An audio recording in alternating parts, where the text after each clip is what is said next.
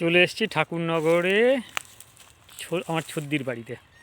ঠিক আছে, তা সবাই তো সর্ষে ক্ষেতের হলুদ সর্ষে ক্ষেতের ভিডিও করে, তা আমিও সেই ডাক আর আকর্ষণটাকে মানে ছাড়তে পারলাম না। ভিডিও ছাড়ার যে লোভ এই ধরনের পরিবেশে, তা আমিও শুরু করে দিলাম।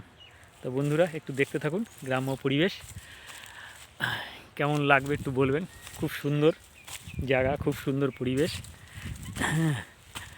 ভালো লাগারই কথা। ঠিক আছে, তা শস্যের ক্ষেতের ছবি তো দেখালাম, এবার পিছন দিকের একটু খাল বিল আছে, পুকুর নালা আছে। ঠিক আছে, এই হচ্ছে আমার ভাগ্নে। হ্যাঁ, তা যাই হোক, ওর সাথেই বেরিয়ে বেরিয়ে দেখছি চারিদিকের পরিবেশটা, একবার দেখুন আপনারা।